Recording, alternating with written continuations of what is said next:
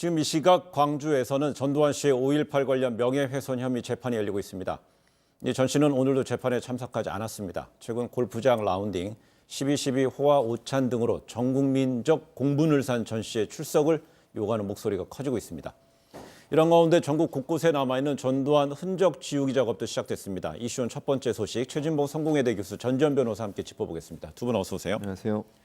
전두환 씨 오늘도 재판에 출석하지 않았습니다. 네, 전두환 전 대통령 같은 경우에는 2017년에 회고록을 냈는데 거기 고 조비오 신부의 명예를 훼손하는 내용이 있었어요. 그래서 유족들이 이 부분에 대해 고소를 제기를 했고 검찰 수사가 진행됐는데 그때도 한 번도 안 나갔습니다. 그러다가 이제 작년 5, 6월경에 이제 기소가 됐는데 왜 이렇게 재판이 늦어졌냐면은 작년에는 이제 관할권 가지고 싸운 거예요. 광주에서는 내가 공정한 재판을 받을 수 없다. 서울로 이송을 해달라고 했는데 이게 대법원에서 최종적으로 기각이 됐습니다.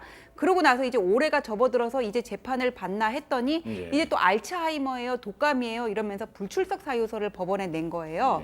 처음에는 이게 받아들여지지 않았어요. 그런데 지난 3월 11일이었죠. 그때 전두환 씨가 이제 법원에 출석을 하고 그 다음에 이제 법원에서 알츠하이머라는 주장을 받아들여 불출석 사유 허가를 해준 거예요. 불출석 허가를 해준 거예요.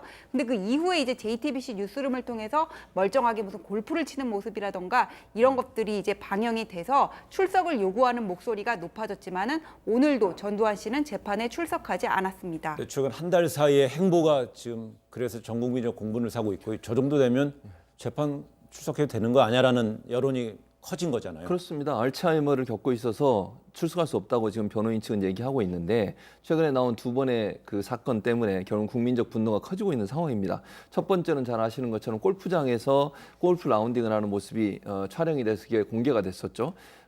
저기에 참석했던 캐디의 증언을 들어보면 본인이 직접 골프의 스코어라고 그러죠. 스코어를 직접 기억도 하고 적는 그런 행동까지 했다고 하는 걸 보면 정말 저분이 알츠하이머를 앓고 있는 게 정말 사실인지 하는 부분에 의문이 든다고 볼 수 있을 것 같고요. 네. 그리고 이제 최근에 12월 12일이었죠.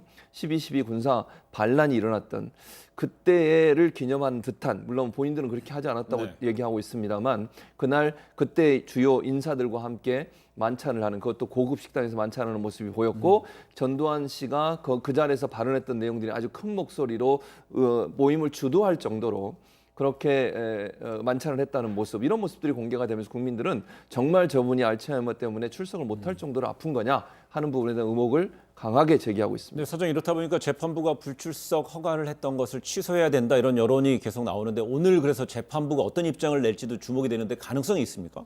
가능성은 있는데 오늘 내기는 쉽지 않다고 봐요. 왜냐하면 일단 전두환 전 대통령의 그 상태를 확인하고 재판부가 그 불출석 사유를 받아들여 준 거기 때문에 그리고 지금 나오고 있는 재판부의 어떤 입장을 보면은 고령일뿐만 아니라 알츠하이머를 떠나서 재판에 출석하면 100명 이상의 경호 인력이 대동할 정도여서 그런 여러 가지 점들을 재판 사정을 종합적으로 고려했다는 점이거든요.